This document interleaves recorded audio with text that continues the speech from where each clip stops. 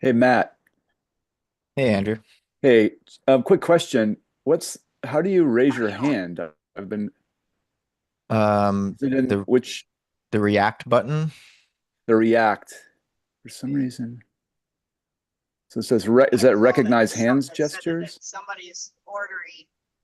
Um, Hold on a sec here. Yeah, if you push React, there should be a raise hand button at the bottom. Unless you have an older version of Zoom, it might Maybe, look different.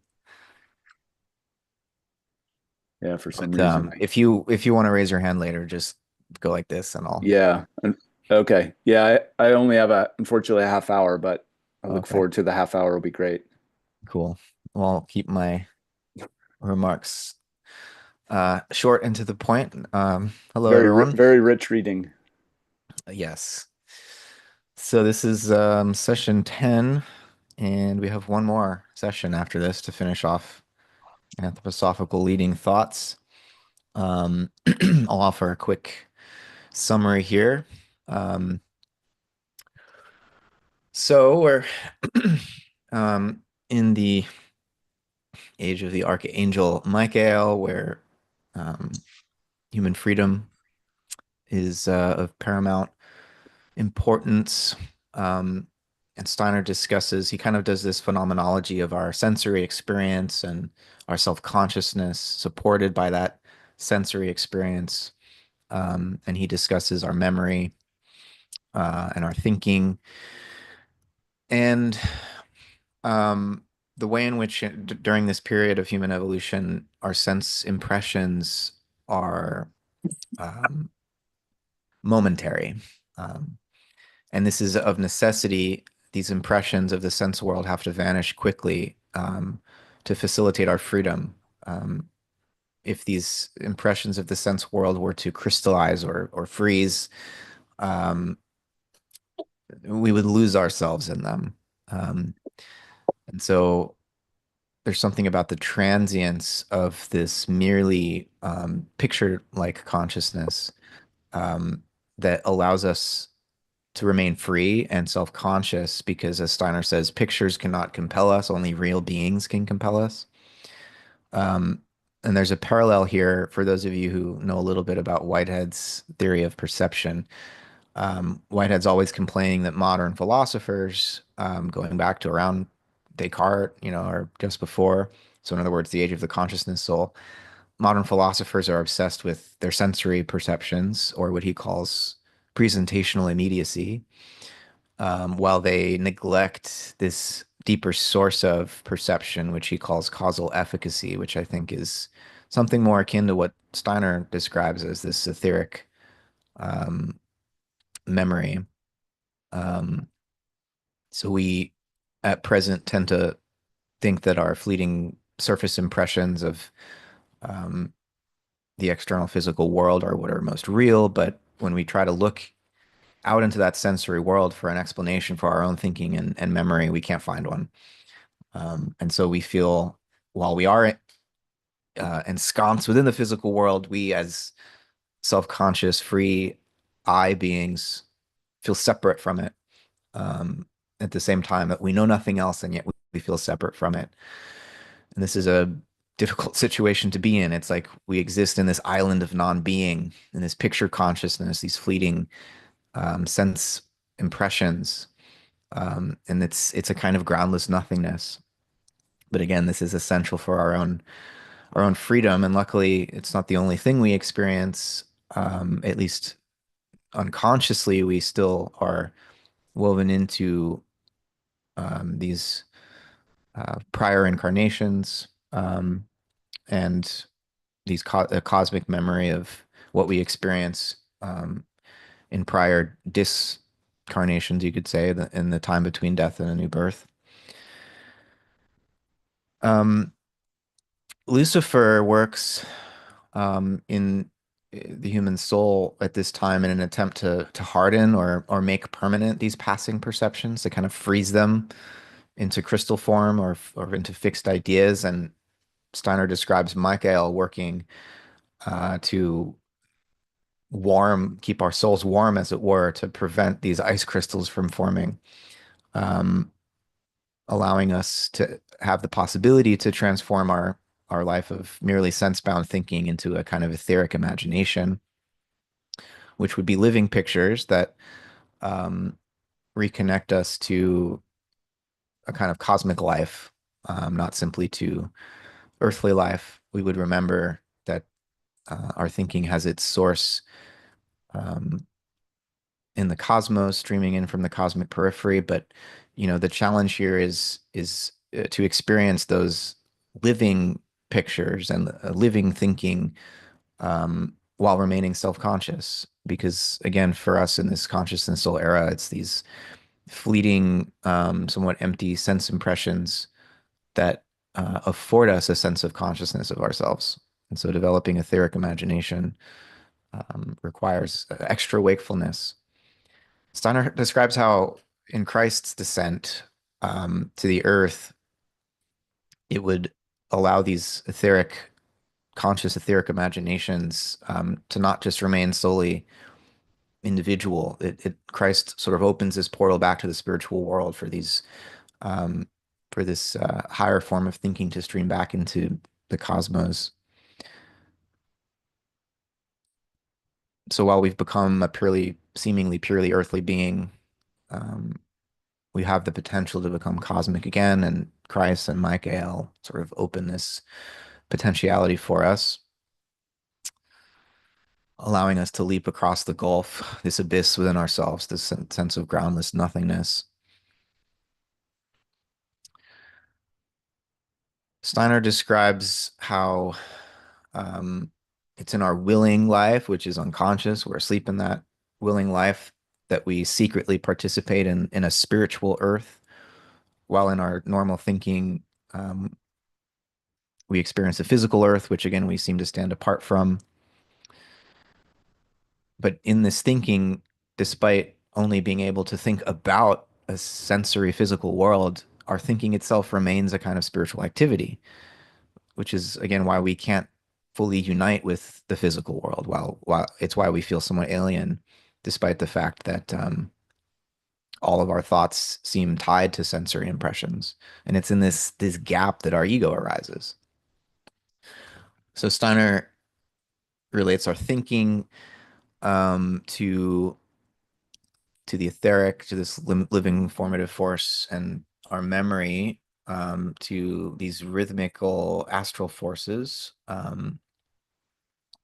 He describes how when we remember, generally we'll dip into our own personal past, um, but there's deeper layers of memory that go back to our prior incarnations and our time between death and a new birth. Um, and that when we tap into these deeper memories, we are in a way communing with cosmic rhythms, just as there are seasonal cycles and day-night cycles in the cosmos. There's cycles within our human being, breathing, blood circulation, and so on. And when we engage our memories, we're tapping into these deep rhythms. But Steiner wants to warn against an approach to recovering this deeper rhythmic memory that would involve kind of the ancient um, yogic breathing techniques that would suppress or dissolve the ego into these rhythms. And instead, we need to be able to carry our consciousness with us into the deeper perception of these rhythms.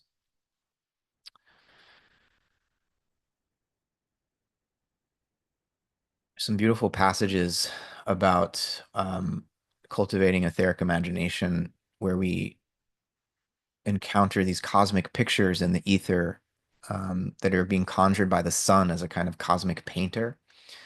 Um, and it's through this etheric imagination that we remember that we belong to the stars just as much as our physical body belongs to the earth. And Steiner describes how in the present age, only minerals and plants are directly receiving new astral forces streaming down on like the waves of the ether, whereas animals and human beings are inheriting old moon forces, and animals in their inheritance of these old moon forces um, can gradually use them up, and that is why some animals would go extinct on this view, whereas humans are receiving also, in addition to these old moon forces, new forces from the sun, which kind of protect us from, Lucifer's activity and the fall of Lucifer on old moon. And so human evolution is protected from uh, the possibility of extinction that animals are subject to um, because of this continual renewal by the sun's influence. And so where animals are more dominated by these old lunar forces, the human being exists sort of between sun and moon in this sense. And Steiner reminds us that the Earth was once itself a sun during the old sun period, um, and that the external sun today is preserving what would otherwise have fallen prey to Lucifer's corruption. So while we're protected from the Luciferic corruption in this way, Steiner talks about Ahriman um, taking advantage of our current fixation on sense experience and sense data. Um, Ahriman wants us to limit our worldview just to the material phenomena. Ahriman sows skepticism in the spiritual world. Steiner specifically mentions that the scientifically minded modern person is going to be resistant to anthroposophy because it requires that we develop ideas that are not simply tied to or anchored by sensory experiences. Um, but when we learn to experience ideas within ourselves, anchored only in our own um, etheric activity, when we don't need the sensory anchor anymore, we're um, then capable of meeting not only the cosmos and the cosmic source of our thinking, but meeting Michael in his domain. Um, Steiner talks about the festival of Michael or Michaelmas, this autumn festival, as something that we will and must begin to experience inwardly as a new source of support and communion with the spiritual world, a new source of support for our thinking. Steiner then talks about, and I'll wrap up with this, what in Whitehead's sense would be the bifurcation of nature that modern philosophers have thought of colors and sounds and warmth and other qualities as existing only in the human mind, being caused by some unknown external um, reality of mechanical forces, but all of the qualitative perceptions on this bifurcated view would be within the human mind. Um, and Steiner says this is exactly wrong, and the exact opposite is true, that actually our sensory organs and the colors that we experience with our eyes say actually belong to the external world. So the red that we see um, is not merely inside of us, it's actually our eye and the colors which it perceives are woven into um, the external world. So it's the environment living in us, in our sensory organization and sensory perception. And as we develop a kind of imaginative cognition or etheric imagination, we're stepping beyond this physical environment um, into the environment of world thinking. And so similarly, the just as in our physical sense perception, the environment um, is living in us in our etheric imagination. The physical environment is living in us in our etheric imagination. The sort of thinking environment is living in us, which we only begin to notice when we then develop inspiration. Um, so we see from the perspective of inspired consciousness, inspired cognition, that our thinking too belongs to the world. So there's this gradual movement inward and a kind of recognition of what we used to think was us is actually something streaming into us from outside. And rather than being mistaken for saying that the sense world is simply fallen or worthless, Steiner points out that the spiritual world would be empty if it didn't have a memory of the sensory world. Um, just as the sense world would be dark and meaningless if spiritual forces were not shining into it, and that the age of Michael is really about uniting these in a new way. Um, and to recognize that, yes, it's the momentary fleeting nature of our sense perception that allows us to be free and self-conscious, but that we can recover our participation in the cosmos and in these deeper cosmic rhythms while remaining conscious, with Michael's help. So the spirit world needs the sense world needs the spirit world. So the idea is not to simply dismiss or belittle sense experience, but to recognize it for what it is. All right. I'll pause there and invite dialogue.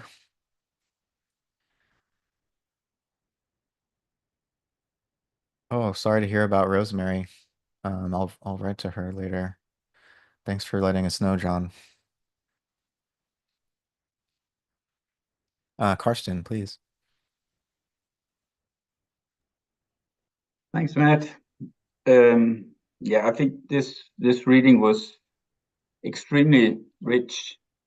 So there's so many things that could be said, but I think it's interesting that Steiner again turns upon the concept of self-knowledge, because he did that in the beginning of the book as well. So for example, in Leading Thought number 14, talked about how reflection in ordinary consciousness only produces a shadow less than a picture of the eye. So that's, you could say, the standard normal self-consciousness that we have is only a shadow, less than a picture of the eye. And then he talks about how the imagination, that making a picture of the eye, that's in Leading Thought 13 actually. So, and there's some other place, but he talks about how this making a picture of the eye is kind of the first step towards, when he says, when we progress to the eye as picture in the etheric body, we are rightly kindled to search for the eye, the true being of man. And then in Leading Thought 13, he talks about first the eye as picture form, the etheric body, then the eye as a member of a spiritual world, hence it receives its forces, and then the eye as a self-contained being, relatively independent of the surrounding spiritual world. So I think he's picking up on these ideas again, and also I think it's interesting. I mean, you can see his kind of connection to German idealism in how he talks about thinking as being the negation of that which it is thinking about. That which thinking is about is being negated through the thinking process. And the same goes for man. When we think about ourselves, there's this, anything we can think about ourselves is actually not ourselves. So there's this, so I think this is also where he's talking about the abyss of nothingness in human evolution, which man must cross when he becomes a free being. It's going into this process of negation and understanding that we are not part of the world that we experience through our senses, but we are not even a part of our thinking world, the thoughts that we have. I think there's an interesting connection also to, there's this biologist called Uexküll, I think was his name, who had this idea that you can describe the umwelt, the life world of an animal by analysis of its anatomy, its receptive system and its effector system. And then there's this philosopher, Ernst Cassirer, who kind of built on this idea in his philosophy of symbolic forms, which was kind of like the thought world.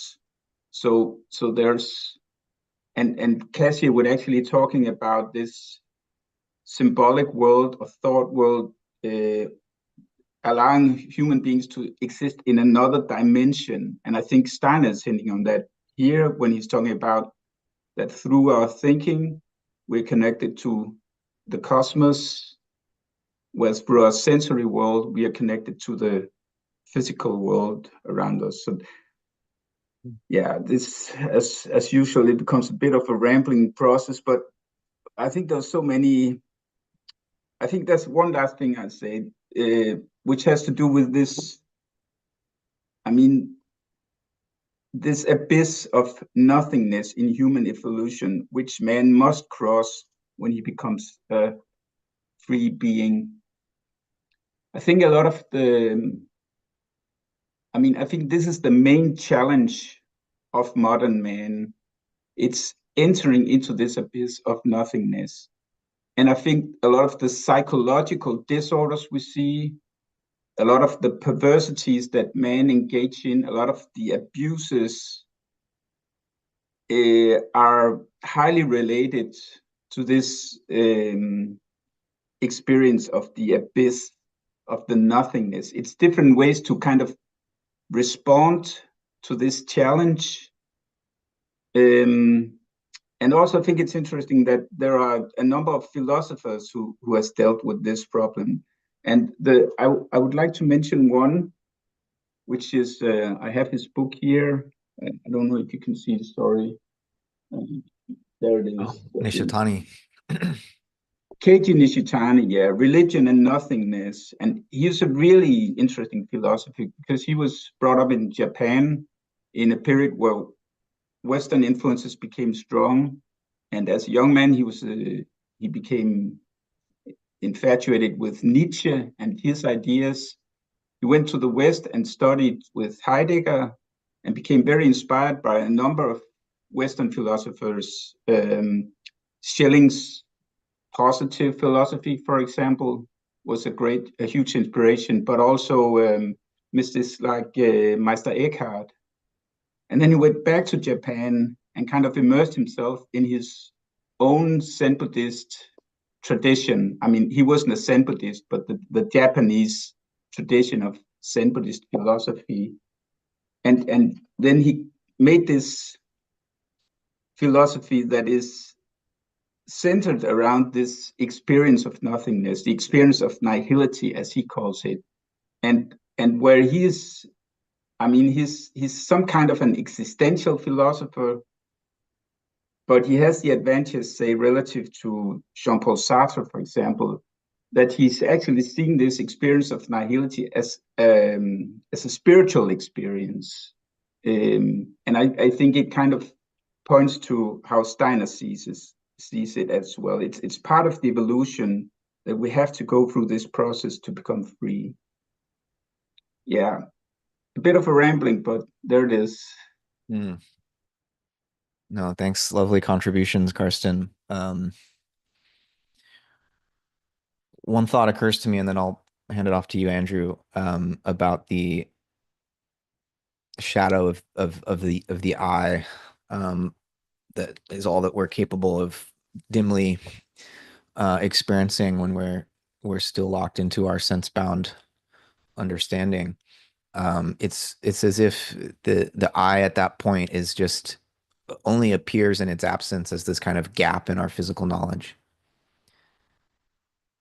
And so much of contemporary neuroscience and physiology is like these scientists are racking their brains over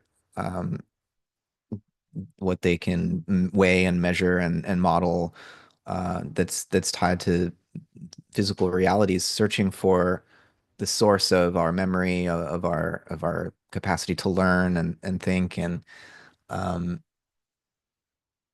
it seems to me that that's a way of not confronting the nothingness. and leaning so heavily on this abstract form of thought as if it could provide us with the anchor that we really are seeking. But we have to go inward for that anchor. And part of this inversion is like first recognizing that gap, accepting that there is a gap in our physical knowledge, that we'll never be able to find the I in the physical world, because it's we who are looking. It's like shining a flashlight in search of darkness or something. But there's this shift or this inversion which has to occur, where instead of imagining we might find the source of our thinking in external space, which is kind of silly, um, etheric space is this inverted negative space. And that negative space is both, you could say, like streaming in from the periphery, but it's also, it's an interior space of some kind. And like making that topological inversion, or that it's almost like a existential flip of some kind, so that we can confront that nothingness within ourselves and see that it's actually far more expansive than what we think of an external space. But yeah, I could continue to try to express this intuition, and probably it would become incoherent. So I'll pause there and invite Andrew to chime in. Thanks, Matt. Karsten. Yeah, just to build on what Karsten began, this idea of the nothingness and then the I not existing in its own thinking. There's a passage from Steiner's Foundation of Human Experience, which is his main pedagogical text for Waldorf education. He says, he writes, "As far as my knowledge reaches, there I do not exist." So in my knowing, the I is always exception, like always outside of that thinking. But thinking about, I'm a high school teacher at a Waldorf school, and I've been doing it for basically the whole 21st century. And thinking about students experiencing this nothingness that Karsten's talking about, and the importance of that, to not like shy away from it. And thinking about Steiner in this, I think it's the third essay, talks about like the stupefied kind of intellect,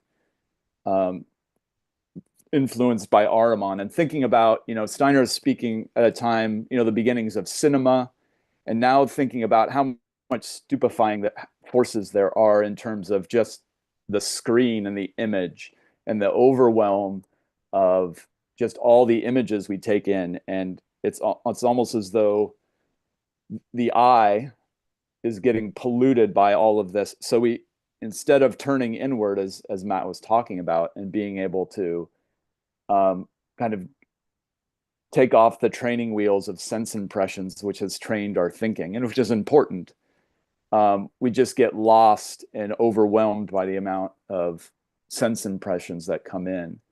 So I teach a course to seniors on the American Transcendentalists. And a lot of these issues Emerson brings up in essays like self-reliance. And I talk about students, like I talk to students, what's the difference? Like, what is self-reliance? Like, what do we rely on?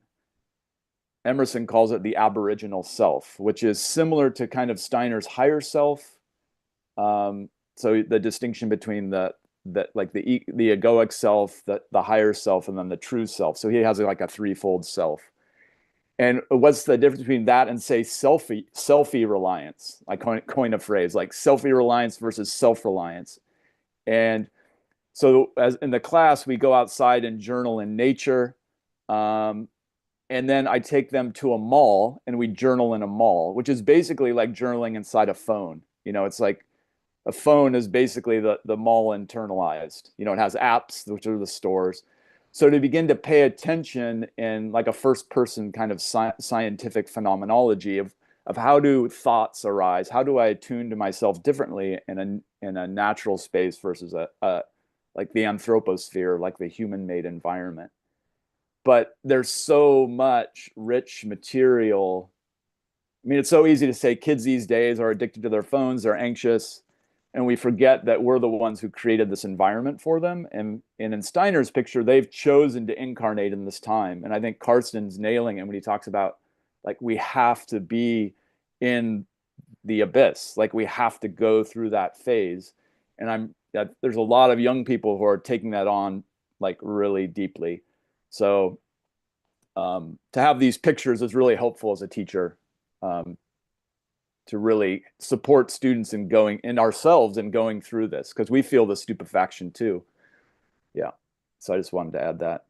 Andrew, would you say, in terms of like the appropriate age to encourage people to encounter that abyss would be what, between like after 14, or like when Yeah, is it? I mean, what's interesting is you have kids who are having suicidal ideation in fourth and fifth grade. I Mm, mean, there's already just intense experiences. So you do it differently, obviously, with a fourth grader. Like, you wouldn't talk, like, you would just try to support, create rhythms for them so that they can. But with seniors, I mean, yeah, 18, I would say, um, certainly by 18, you would be doing work to try to, basically, I want to reinforce that they're not, like, the difference basically depathologize these experiences, take them out of, like, mental illness into the realm of psychological distress, that these are healthy reactions to a poisonous world and conditions, and that they're actually, like, they have a mission. I mean, that's what's beautiful about Waldorf education, is that every student comes to bring something that only they can bring. And so how can we support them and touching their star, basically their destiny. Um, and we have so much, light pollution where we can't even see the stars. I mean, speaking kind of metaphorically. So helping them kind of take, like, yes, to say yes to their incarnation, because it's so easy to say no now. Like, mm. it's just like, I've just been dealt a raw deal, bad brain chemistry, whatever it might be. But to really, yeah, so I used to think it was older, and now it seems to be getting younger and younger, where you have to have these conversations, and they're interested as well. I mean, it's amazing some of the conversations I have with students about these things. Yeah. Yeah. No, I'm glad they have you for that, because it seems both like the materialistic popular culture obviously wants to distract us from going inward and facing this abyss, but so does the spiritual popular culture, which is all Right. positivity and light and, you Right. know, Yeah. don't have Suffering. negative Yeah. thoughts. Yeah. Suffering is just not really, like, you're not going to get a lot of people in your workshop if you're like, but it's just, that's the truth. I mean, that's just reality. So unfortunately, I have to go.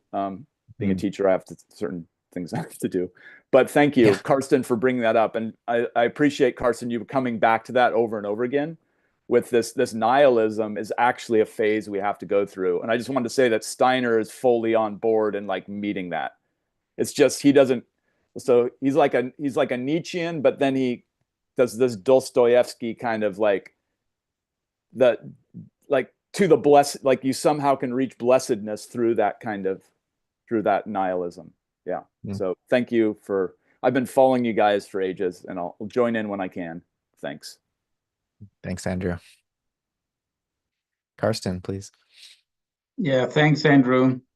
That was a nice contribution as well. And I think the remedy here is, of course, some kind of understanding of the dynamics of life. And I think the way I would put it, from what I've studied so far in my life, is that the basis of the dynamics of life is something like unity or oneness, longing for the manifold, and the manifold longing for oneness. So there's a kind of dynamic there, and it's a love affair. I mean, it's erotic, it's deeply erotic, and it's both of these aspects of life kind of need each other, and it's also, so it's a structure. It's kind of an eternal structure, with these opposites interacting or having an interplay. But this interplay it's unfolded in time, and I think Steiner hints on that in a lot of places. So you could say there's a process of involution, which is actually the longing of the oneness for the manifold, and it creates kind of a movement from the spiritual to the physical. So you could call it involution. It's an involutionary process where we as living beings lose our connection with the one, and our sense of being identified with the one. And then this experience of of nothingness, of the abyss, it's kind of the turning point. So it's like this parable in the Bible with the prodigal son leaving his father and eating, eventually come to a place where he will have lost everything that he brought from the father, and he'll be eating with the pigs. And I think this eating with the pigs is in many ways a perfect image of the modern, say, consumer society, where everything is consumption. And then there's this kind of satiation with this experience. And this is the turning point. This is when you start going inward. And of course, this is where you encounter the abyss, the meaninglessness of it all, the emptiness of it. But it's also then a starting point of what you could call the evolutionary process, which will be the journey from the manifold back to oneness, to the experience of oneness, and I mean the thing with the I that Stein is talking so much about is that it doesn't have any qualities. There's nothing you can say about it. So it even doesn't make sense to distinguish one I from the other. And if you think about the term individual, we're individuals in two senses. So individuality, it has to do with the fact that, I mean, it means undivided. You cannot divide the I. That's one meaning, one sense. But of course, the other sense which we most frequently use it in is that it's what makes us unique and different. And I think there's a sense to both these meanings. And I think when Steiner is talking about these Indian practices that are not the Western way, I think it's because if we didn't enter into this materialistic phase, and this, you could call it the egoic phase, where we have a fully developed individual consciousness, feeling ourselves as unique and separated from everything else, but also alone, of course. If we didn't have this experience, we wouldn't, in a sense, we wouldn't be doing our job that we have in relation to the oneness, because when we come back to the oneness, we come with all the different flavors that we've acquired in the process where we became or experienced ourselves as many and separate and so on. So we come back to oneness, and oneness kind of feeds off this, the colorfulness of all the uniqueness that is coming back to oneness. So this is a reason, in my understanding, why we have to go through this phase where we are truly separated from anything else in the universe, feeling all alone. But of course, when you contemplate what the I is at the deepest level, it's the problem is really that it's so simple. There's nothing there, and there's nothing there to separate one I from the other. And this is what is so challenging for us, because we've spent thousands and thousands of years in this process of becoming these unique individuals. Yeah.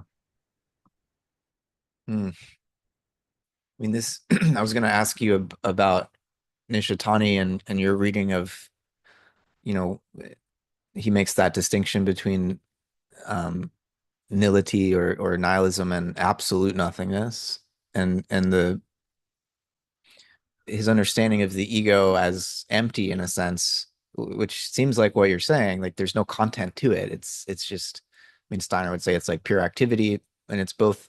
When you said there's a double sense to the individual or the undivided nature of the ego, I thought you were going to say, well, on the one hand, the I itself is undividable, indivisible, but all of us, and you said this too, all of us are also undivided, not divided from each other, you know. Um, but there's this sense in which for Nishitani, that absolute nothingness is a field of emptiness. Subject and object can't be separated. It's like non-dual. And it's very easy to caricature like the Buddhist forms of anatta or non-self as being somehow opposed to what Steiner is saying, but I think there's a deeper resonance here. And I wonder if you agree reading Nishitani right now. Yeah, and I think you've talked about Schelling's, maybe not here, but I've seen you somewhere else talking about Schelling's positive philosophy, Mhm. which so it has to do with when we come to these, say, levels of, I don't know if you could call it self-reflection or reflection upon God and the universe and everything, but there's this, it comes apathetic. We don't have words anymore for describing it. So I think this is what is in Schelling's positive philosophy, which is a comment to Hegel's negative philosophy. So in Mhm. Schelling's understanding, Hegel went as long as it was possible. He went as far as it was possible along the path of negative philosophy, which is this understanding of the negativity of consciousness in a sense. But then you need to go beyond that in this positive philosophy, which is a bit like the via negativa, the apathetic theology. Um, and I think this was this inspiration for Nishitani. So Schelling was very important for him in that respect, but also Meister Eckhart, who would say, I mean, Meister Eckhart, for example, would have a prayer like, I pray to God to rid me of God. And that was the same thing about going beyond that which can be conceptualized, going beyond our thinking in some sense. Yeah. Um, yeah, I'll pass it off to you in a sec, James. I can't help but comment on Schelling and Hegel on negative and positive philosophy, and I'm not sure how familiar folks are with that um, distinction that Schelling comes up with late in his life. Schelling got the last word. Hegel died 20 years before Schelling. And basically, Schelling distinguishes negative philosophy as Hegel's sort of dialectical approach, pushing thinking in this activity of negation as far, conceptual thinking as far as it can go. And Hegel, through that activity of negation, developing his science of logic and all of that, gets to a point where God becomes for him a kind of absolute idea. And Schelling says, well, that's nice, but God's a reality, not an idea. And how do we encounter that reality? Not through conceptual thinking, but through, for Schelling, a kind of intensified experience, not sensory experience, but a deeper form of, he calls it metaphysical empiricism. Um, and so positive philosophy is less concerned with, you know, figuring out the conceptual essences of the world and what there is to be known, and more just about encountering the sheer fact that there is anything at all. And you can see this influence um, on, I think it's on in Nishitani and on Steiner and an American philosopher, Charles Saunders Peirce, who read Schelling very, very closely. And Peirce develops this, he calls it the neglected argument for the reality of God. Um, Not the idea of God, but the reality of God. Even in, a medieval thinker like Saint Anselm, it's still God as a highest idea, that than which nothing greater can be conceived. That's still kind of negative philosophical approach to the divine. And Schelling, I think, helps inaugurate this turn so that we stop looking for the divine in our abstract thought and instead encounter it with what's like already there, um, already here, in a sense. Just in this, it's a more existential move. Um, Yeah, I think also in the philosophy of freedom, this is exactly where Steiner is criticizing Hegel, that he stops with the concept. And also Steiner is talking about this fact that the idealists they do not see ideas as living spiritual beings in a mm, spiritual world. So for Steiner, there's something you have to experience there, a world to kind of enter into, an experience to go deeper than the idealists did. mm, yeah. James, please. I was thinking about this whole what everybody's talking about in this chapters. Like it seems like we exist, our consciousness, in between heaven and earth, spiritual and the material. So our eyes in that in between, we're like suspended.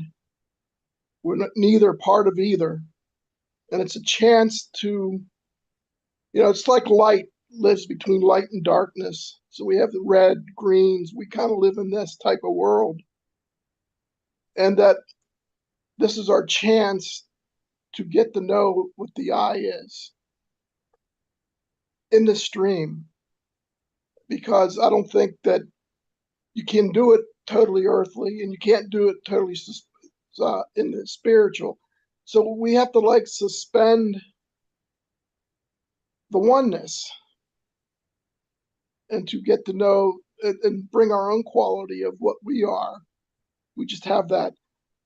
Then when we go out and try to how we figure out was you got to go into the world. We have to go out into the senses, which is a part of the world according to him, Steiner, which makes me say so there's degrees of trying to figure out what that I is. And it's going to be a long process. And it kind of is like Steiner, I think, is saying that we as an I, as an individual, we have to become our own psychopomp. Mm, We have to cross the abyss. And we have to teach ourselves to do that. Like they always had the psychopomp going to the river Styx or whatever. And what I think he's trying to say is like, well, here Christ kind of gave you this map. You're like a pilot now. Get through the harbor, the abyss. He's not going to show you exactly. He's going to tell you. You can listen to him, but you have to navigate your way there. And mm, once you get to the other side of the abyss, you can understand the abyss. So that's about it. mm. I love that. Thanks, James. I'll hand it off to Bruce in a second. I want to draw an image that came to mind here, and maybe this is sort of impressionistic, but I think you can all see that. Like, if you think of, the crucifix, it's like but we exist between heaven and earth, and Christ is this sun being, solar logos, has descended to earth along the vertical axis, meeting us on this horizontal earthly axis and raising us up. I mean, it's not a perfect cross, right? The crucifix has this horizontal line a little bit higher than the center point. But as you're saying, Christ can't complete this job for us. We need to receive this crucifixion in a way where we become aware of ourselves between heaven and earth, with Christ reaching down to help us, to lift us slightly, but we have to move from this crucifix to develop the eye for ourselves, right? Where we're able to hold together, the earthly with the heavenly. in freedom. And so it's somehow the image of the crucifix struck me as this great gift from the spiritual world from Christ, but it's only um, giving us the possibility for making this move out of our own freedom from the crucifix to the eye, where we're able to really balance above and below, right? Because we're not trying to leave the sense world behind. We're trying to raise up the fruits of the sense world to give them back to the spiritual world, just as the spiritual world's trying to reach down to lend us a hand and remind us of our true source. Um, Not sure if that's meaningful to anyone else, but that image occurred to me while you were talking. Bruce, please. First, I want to make sure you can hear me. Yeah. Okay, I'm in a car in Vermont in the snow, not driving, fortunately. Good. That's a beautiful image, Matt. It seems like we've been talking about the ego in some ways and about teaching, are two main of the themes, it seems to me. I'm going to try to link those together a little bit from my experience as a teacher. But first, with these two words that, so I'm not a philosopher, but I've read a little bit in Buddhist philosophy about different schools of Buddhism where they speak about Atman, or I should perhaps Hinduism, Atman and Anatman. Atma, there is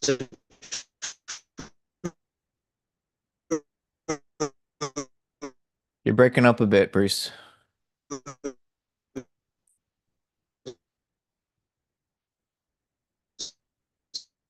center of the self, the true ego, in the way we're using the term right now. Anatman, there is no such thing. You can look as far as, yeah. Should we just let it go? Maybe I'm down to 2 bars. Yeah, you're back now, but Have you you started lost me? talking. We can hear you now. Oh, not back. Yeah, I don't know, Bruce. Yeah, It's I'm kind of up and down. choppy. Yeah, the bars are going up and down. I'll pass. Okay, leave a comment when I post this on Substack. I'd love to hear what you're thinking about. I'm not sure of your name, but American's iPhone, go for it. And you can introduce yourself if you like. Yeah. Hey, I'm Hi. Michael. Oh, hey, Michael. Hey, how are you? So what you elaborated on James' idea about, between heaven and earth, that cross, I was going to say is that Christ consciousness, but you already answered it. Anyways, so now I'm trying to think of another thing that I thought was pretty stimulating. Um, I thought this was pretty stimulating. When he said that at the present cosmic age, it is the vegetable and mineral kingdom that comes into direct relationship with the astral life, streaming in upon the waves of the ether. I mean, it actually, I've been thinking about this for a couple of weeks.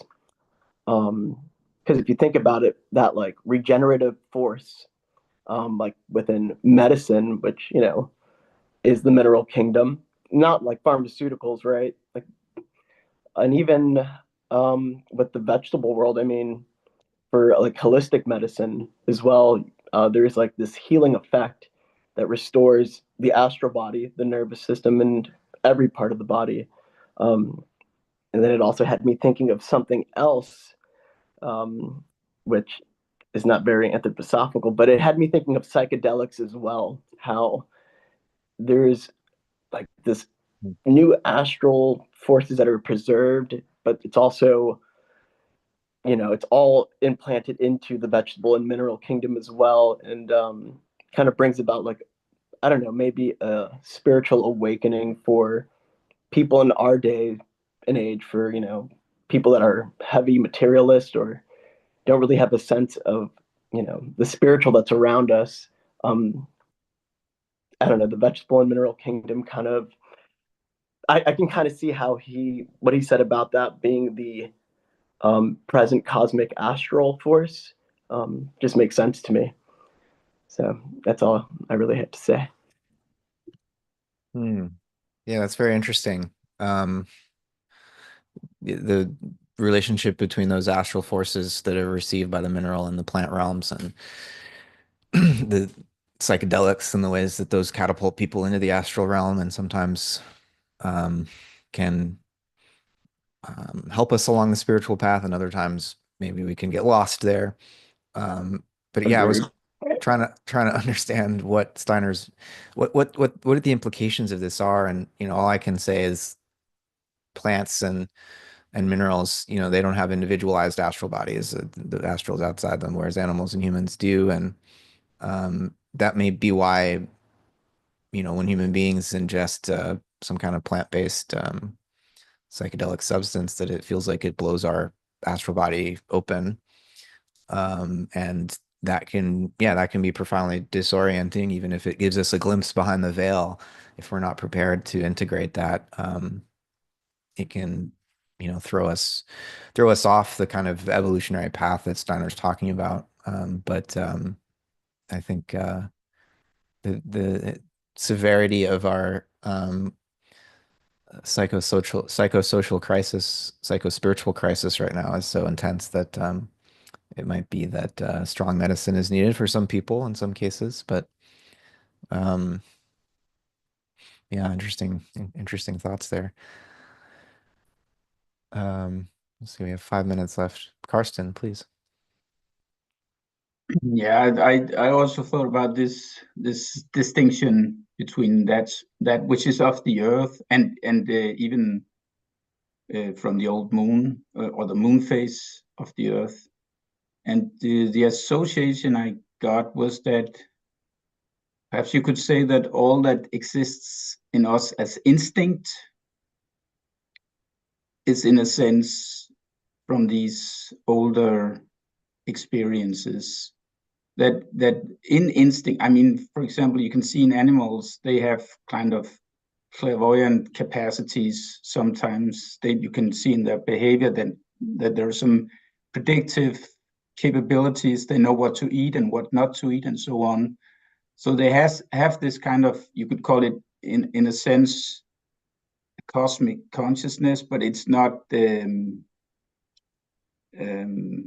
I mean, it's not detail. It simply comes in the form of an instinct, a kind of certainty in terms of what to do and what not to do. So I think also when we use drugs, I think one of the problems is that if we tap into these kind of old forces from a previous phase, so you also have in human beings, you can awaken all sorts of lower psychic capabilities that, in a sense, belong to the past and which we share with the animals. And I think we have to move beyond that and into, and also I think, I mean, a lot of religion is basically based on instinct. So a lot of people, they have this kind of instinctive sense that there's something like a godhead, but they don't have a scientific conceptualized worldview that can support that. So I think it's interesting that Steiner is making this distinction between these kind of older forces that are still working, in particular in animals and plants and in the mineral kingdom. Well, I guess he said, yeah. Now I think I confused myself a little about what Steiner is saying, but so I won't say any more about that. Mhm.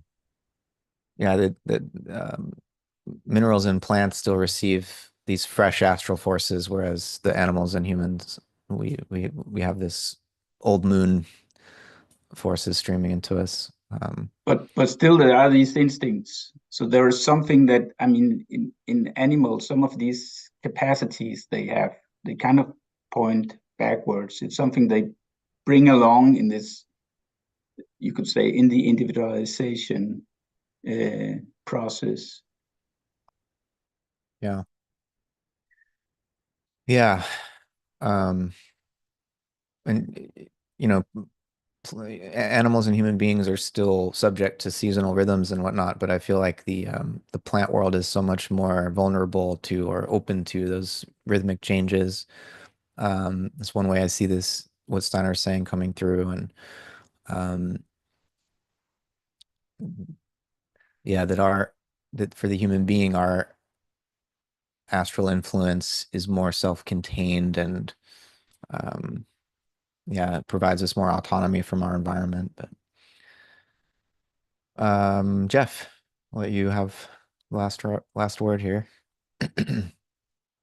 Yeah, I know we're right at time. I'll say this fairly quickly and I'll maybe add more comment on the Substack. But yeah, this conversation has really brought a really new insight to me, between the plants and the animals and the astral forces and some of the conversation about psychedelics. It's taking me back, it's taking me to a few places, but it's taking me back to the Steiner lecture I've very often referenced here, the GA 221, The Invisible Man Within, where he talks about the two human beings, right?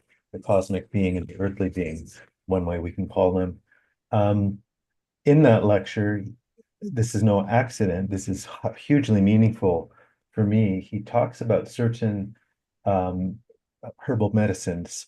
What we call in Heilkunst, we refer to the chthonic realm, that hard Greek word to say, chthonic. It has practically, clinically, it has a lot to do with treating autistic children. We use these chthonic remedies, as I'm saying, but yeah, I've never made this connection before. Like remedies like belladonna, stramonium, these highly toxic plants, which kind of unusually have this astral element in them, like the psychedelics. We treat the autistic kids with this, but yeah, it's my insight that much to be explored. But this is a lot of what may be happening with some use of psychedelics. It's kind of treating the same zone of spiritual disease that the autistics are dealing with. Anyways, I'll leave it there and I'll try to say something more coherent on Substack. Yeah, it's very interesting. This principle of a little bit of toxin can serve as medicine. And I mean, I was thinking about that earlier when Andrew was speaking about the importance of confronting this abyss within, this groundlessness and nothingness within ourselves, that for kids in their late teens to really being supported in doing that, just as, in childhood, there are certain childhood illnesses that are really important for the immune system. And if you try to overly protect the child from going through, getting measles or getting chicken pox or whatever, it's actually detrimental. It doesn't allow the immune system to develop the strength that it needs. And similarly, if we try to protect adolescents and teenagers from this nothingness inside themselves, we're also stunting their development. As dangerous as it can be to confront that, it's part of growth. I mean, growth requires meeting resistance and overcoming it. So yeah, interesting homeopathic analogies there. All right, friends, we have one more session next week, and then we'll take another break before reconvening for another study of some kind. It's been a real joy to explore today and the last 10 weeks with all of you, and see you next week. Take care.